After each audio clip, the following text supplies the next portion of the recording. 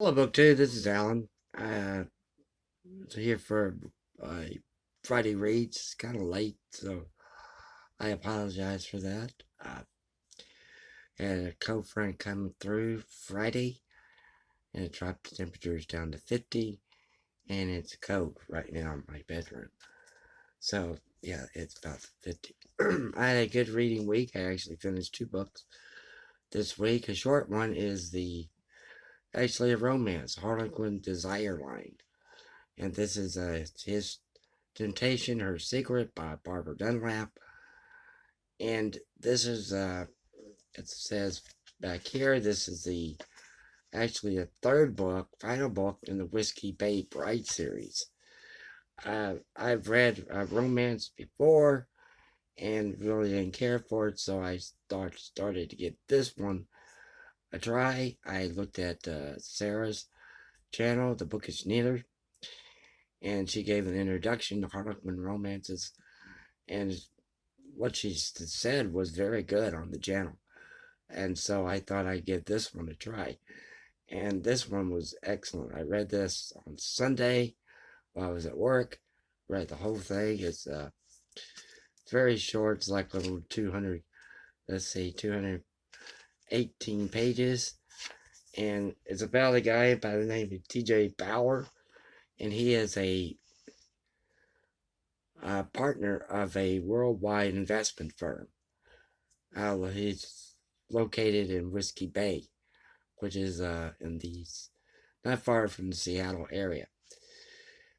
He is a bone marrow donor, and he receives word that there's been a match, and so he has to go to Seattle to the hospital for a 9-year-old boy named Eli. And it turns out that his someone that I knew in high school. Well, Eli is this TJ's son, and Sage is the mother's name, Sage Costas. She is she still has anger issues with TJ, who got her pregnant, and because of a prank. But later on, we understand that the reader understands that it's actually TJ was supposed to just go up there, give her a kiss, and get her phone number, and that's it. And he didn't get her phone number. He got something else. And so TJ says, okay, TJ's rich, and says, listen, I'll pay for everything. I'll do everything. Since it's my child, then I'll. So he just didn't pay child support, and Sage kept going, oh, that's okay. That's okay. I'm gonna lose my job. Lose my job. I don't understand women like this. Why they just want to, this guy's rich, go with him. It doesn't make any sense. And she kept going, oh, this hospital's great, where the hospital's overcrowded. And so they transfer the boy to Whiskey Bay, and Sage and TJ end up in a, well, not it's it's not a marital, they don't get married. They can sort of live together. And she can do anything with his account.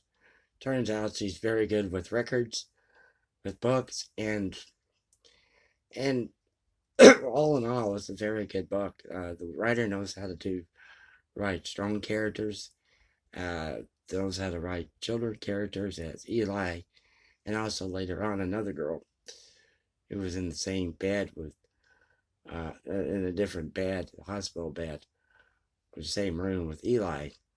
She lost her mother in a car accident and didn't have any other relatives, so TJ and Sage an emergency care for her.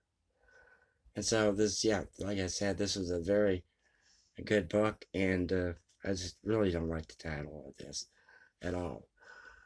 The next one that I didn't finish actually is the Moonstone. I'm reading this for Victorian reads for this October. This is my second book I'm reading, and it's very good. I'm enjoying it. Excuse me. I'm enjoying this book. I'm about halfway through. Usually read this on the bus. And then I've been listening to the audio portion to LibriVox on YouTube. So the audio portion has different narrators doing they will do like 5 or 6 chapters a day. Excuse me, 5 or 6 chapters, and someone else will come on and read another 4 or 5 chapters. But it's very good. I'm enjoying it. The Moonstone is a jewel in India. The yellow diamonds, famous gem and native animals of India. It was excuse me. It was began in the 11th century of the Christian era, it says, and then during the colonial period in India, the British came along and stole the diamond. So it reminds me of a YouTube channel when I was listening to Vincent Price. He was given an interview over in England, and the interviewer asked Vincent Price if he's ever been to London, and Vincent Price said, "Oh yes, I've been to London several times. I like to go to the British Museum and see what other artifacts y'all have stolen from other countries." Yeah, so this has been very good, and enjoying this one. The second book that I finished and wrote a review on my Goodreads page and for NetGalley, and that is the Last American Aristocrat. And I wish I could get this. I probably have to turn off the light. Excuse me.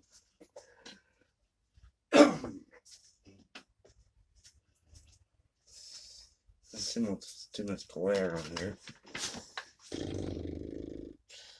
I still can't see it. It's frustrating. Sorry about that. Just too much frustrating, too much glare on here to see it. And it's called The Last American Aristocrat, The Brilliant Life, Probable Education of Henry Adams. And this was by David S. Brown, and it's an excellent biography. I believe this is the 4th or 5th biography I've read this year. Henry Adams, well, of course, people know that he was the grandson of John Quincy Adams and great-grandson of John Adams. They were both presidents. But Henry Adams didn't have any political persuasion. And he could be considered the last of the Adams of Boston. And even though he didn't have any political persuasion, he actually stayed in Washington, D.C. and enjoyed that area. And then he would go to, got an offer to teach at Harvard, and went there, taught at Harvard, and started a literary magazine called, I think it's North American Literary Magazine. I think that's the name of it. And that's still going on. He started in 1879. So that's still going on. So he might be also part of the Saturday Morning Club that Steve Donahue showed on his channel. Those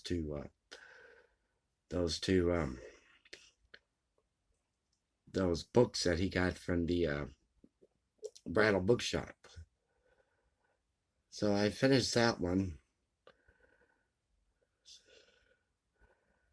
One thing about Henry Adams is that he didn't care for the robber barons. Those people that were like the Rockefellers, the Carnegies, J.P. Morgan. He didn't care whatsoever with them. In fact, he he said, and I had a quote here. I don't know, and I wrote it down. And they basically they said basically it says that they create chaos, and the chaos they turn into profit. The next book I'm reading besides Moonstone is a book called The Book Collectors, and this is, let's see if you can see this. This is called The Book Collectors, and this is about excuse me. It's actually a true story. It's based on Syrian rebels who during the assault on Syria by the ISIS and by other factions who were battling against Syria, these group of Syrian rebels start collecting books and start hiding them underground. So they start out a library, and soon they collect over 5,000 books, and Shakespeare and other works that excuse me, that they had collected. And yeah, so that's, and I have to have this done by the November the 3rd, and I also got it through NetGalley and through the publisher. See if I can try to find the publisher's name here. And yeah, and so the Book Collectors is about by Delphine Minoir. It's Minoui. So that's it. That's it for myself and this on this Friday reads. Y'all take care and have a good weekend.